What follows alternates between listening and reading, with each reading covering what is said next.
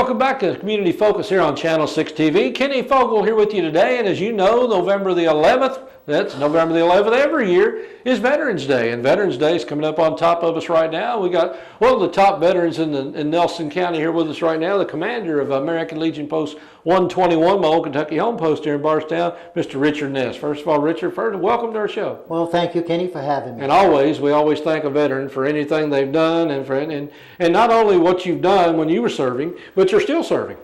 Well, I'm still serving. I don't know if that's good or bad as commander of Post 121, and I'm having a great time, and we're doing a lot more, and I'm glad that I got this position, and things are going good. Well, before we even get into what Post 121 is doing, I mean, as a veteran, what does Veterans Day mean? What does it mean to you to be a veteran?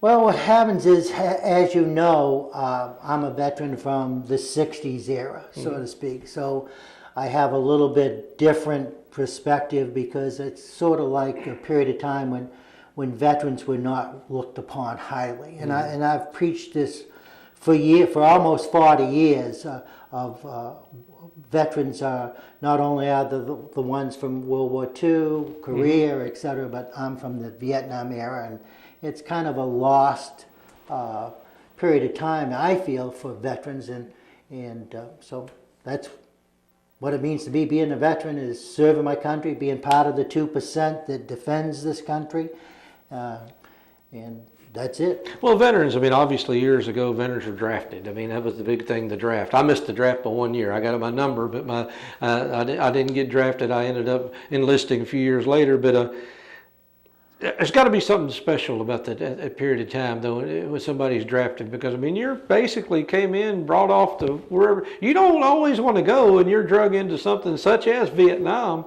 that you don't really want to be there. No. Well, if you stop to figure in that period of time, from the time that you raised your right hand to the time that you were in country, including those of us that were RAs as well as USs, we were in country in 6 months. So when you stop to think about the person who did not want to be there but was called upon from his country, from the time he raised his hands to the time he was on the ground, 6 months period of time is not a very long time to be trained and indoctrinated.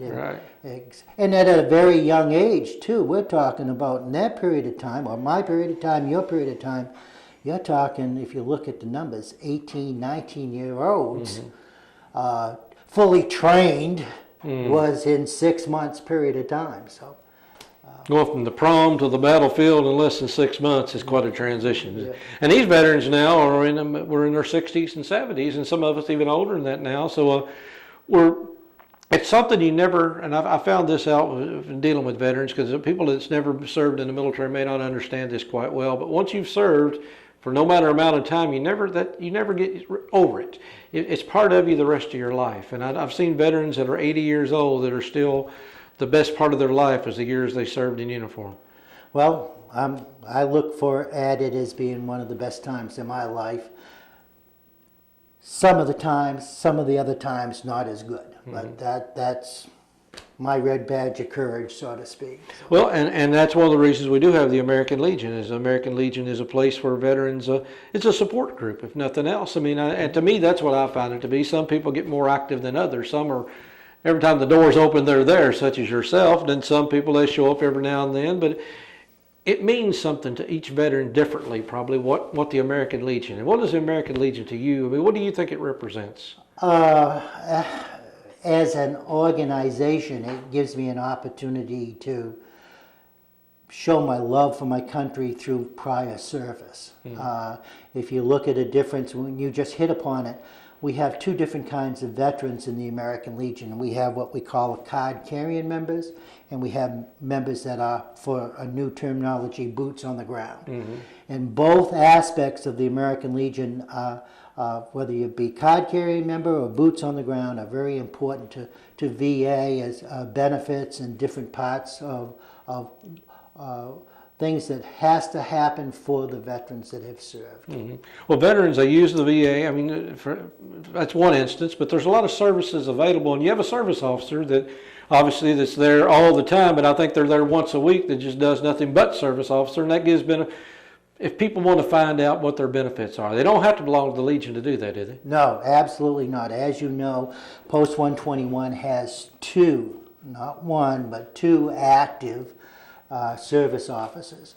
And their job, for lack of a better word, is to help veterans, whether it be for VA, whether it be for hospital, whether it be for burial, whether it be information on veterans assistance monetarily. That's their job. And I've got two very devoted people, Joe Masterson, which I think you've had on here before. We have Leon Dion, who is coming on board and has done a terrific job. And the numbers keep growing and growing and growing up to the number of people that we've helped from the post. And it's a great thing to see those two gentlemen as active as they are for Post 121. Well, it's a free service and it help. And again, we're talking about the social aspect of it, because I think it's something you and I have talked about before. One of the biggest things going on with veterans now, we talk about homeless veterans, which is a shame. We talk about veterans that are unemployed and struggling to get by, but suicide is getting to be in the news more and more and more. You hear of veterans that, I mean, you think, why? They've got everything in the world going from them in a way. They've got people to help, but obviously they feel alone. Well, I want you to know that suicide, I'm glad you brought that up. That has become a very, very big issue, not only for today's current veteran, but it also goes back to many other veterans during different period of time. And a little bit of the information that a lot of people might not know, and I just happened to look down for my notes, the majority of veterans suicide are 50 years or older. So when you stop to think about that, that's a sad statistic to be 50 years or older. And you talk about all the different crisis lines that they can call to.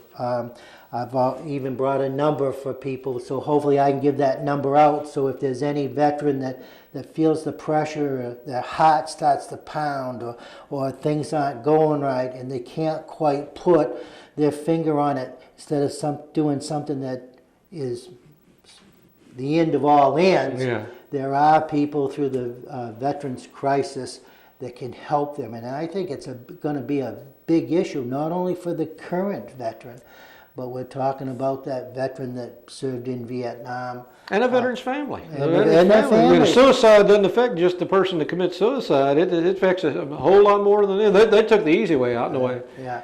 Well, that's part of the program as far as people who are noticing this with the veteran. It's not just the veteran that can call the crisis line. It's the family members that can say, hey, I have this, I see this happening in my household. What do you suggest? And these guys and ladies are all trained professionals, and so it's by that reaching out and finding out who needs the help. Well, you talk about mental, and it's not necessarily just mental illness, it's traumatic. People, like as we mentioned a few minutes ago, people be going to their prom, and a few months later they're getting a drill sergeant screaming at them, or they're in a position, and they, all of a sudden that safety net they were tied to mom and dad all these years, now they're in some foreign country, can't speak the language, and people they don't know. It's traumatic, and people don't understand what a young person, man or woman, goes through when they get into the military, whether they're in combat or not. And as you're talking about, we're talking 18, 19-year-old. They haven't taken the 4 years to go do anything else. They come, as you said, directly from their high school prom and raise their right hand, both male and female, and they're off. Well, what's that number? I mean, if somebody out there right now is having some crises going on or knows this, you want to write this down, because this is something that may be very important to you. It's 800 naturally, 273-8255. And if I could repeat it one more time, sure, Kenny, I'd absolutely greatly appreciate it. It's 800 273-8255, and when you get to that telephone number, you just hit option 1, and it will take you to the person or through the next steps to be able to talk to somebody about suicide or whatever the case may be. Well, whether you're in, like I said, suicide, depression, whatever you want to call it, there's help. And there's people like Richard, there's people like American Legion, there's American Legion in probably just about every county and every state in the United States. I couldn't say that for sure because I don't know that, but I know there's at least 3 or 4 just in the local area. So there's people out there that know what you're going through, and they're there. I mean, they're friends, if nothing else, just a friend to call and go visit with. Yeah. Well, as I said, I'm glad you let me at least get the number out. Well, absolutely. And what else is going on in the American Legion? I know you all have special projects all the time. Well, we got a couple of projects that we are extremely active in. As you do or do not know, Post 121 is very active in Christmas baskets. That is our big push now, and so we try every single year to help at least 100 families through the food basket program, and that's one of the major items that we're doing. We do in the local community, as you know, we host American Red Cross blood drives faithfully every single 8 weeks. We're a host of that, and that's something that we as a post firmly believe in. We've already touched upon service officers. Once to help people get into that VA system or to get things that they need that they're due. I got to emphasize they're due this. They're owed this from our country. It's a good thing. I guess that's the biggest things that we've been doing. Oh, I did forget about looking down at my notes. I cheated a little bit. We have been extremely active for the last 2 years in an American Legion program called Comfort Warriors. It's a little bit different than the National Wounded Warriors. Comfort Warriors is an American Legion specific program that provides items that the VA does not while they're in that situation. Yeah. So it's another great program that we believe in. Well, I know you got a lot of members with the American Legion Post 121, but you could always use a few more. And who's eligible to be a member of the American Legion? Well, I wish I had my chart here. Almost, when you stop to think, we'll just break it down into different periods of time. Basically, anyone that has served currently from 1990 on. They fall within an age group that they would qualify.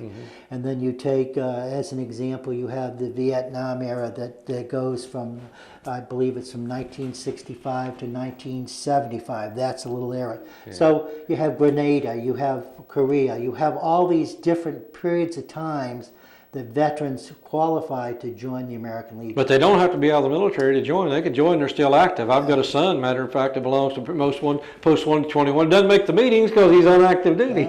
Well, as you just pointed out, it's both active and those of us that have served our country and have gotten out.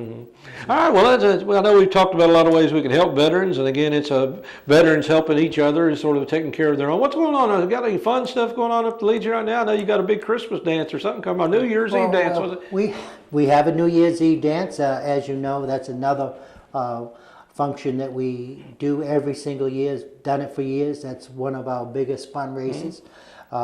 We just had a terrific Halloween dance. I tell you what, the support from the public coming to this Halloween dance was unbelievable. And to all the new people who showed up, I want to personally thank them. It was great.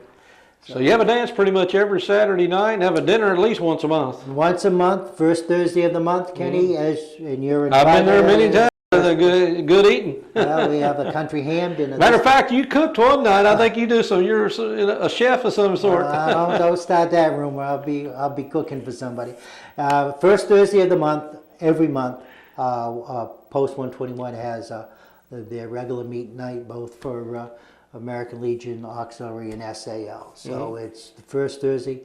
It starts at 6. We eat dinner at 7, then we have our meeting about 8 o'clock. That's And always looking for few good people, as the Marines say, looking for a few good men and women. So again, the Legion's growing. The face of the Legion has changed over the last, I think of 90-some years it's been here in Nelson County. So we've been here for 95 years. 95 years. Yeah, Post 121, the community's Right. post, has been chartered for 95 years, and it's as a matter of fact, that's within 1 or 2 years of the actual founding of the American Legion. Mm-hmm. So it's almost, I think it's within 2 years of. Well, the American Legion's been a big part of my life, because my dad was in it. I don't think he missed it. If the doors were open, my dad was there. So I know growing up, that's all I heard, how great the American Legion was, and everything I've been involved with, I know it's just even better today. So appreciate everything you're doing. Like I said, you served in your uniform and still serving today, and a lot of people join with you. So if anybody wants to join the Legion, learn more about the Legion, give Richard a call. Is there a number they can call, or any particular way they can get a hold of you? Or Thanks a lot, Kenny. I think it's 348-2208, but I'm not that sure. I look it up in the phone book. I always use my cell phone, and 348-2208, and I said that very quickly, but I'm in hopes they will. Okay, well, that's like me. Just don't ask me my phone number, because I never call me. Right. So, well, again, we appreciate you tuning in. And again, Veterans Day, November the 11th, honor a veteran. You know, again, it might be somebody in your family that you haven't checked on in a while. And again, it's a lonely life out there for some people that's had traumatic things go on in their life that maybe you don't know about, or maybe they don't feel comfortable talking about. And we find that out a lot with the Legion. A lot of veterans, veterans talk to other veterans sometime, but when they're out in just regular family situations, it's a little different. So, Richard, I appreciate everything you're doing, and keep it up. And thank you for being here today. And I thank you, and to all the other veterans, thank you for your service. All right. Now, you have a great day, and we'll be back with more Community Focus here on Channel 6 TV in just a few minutes.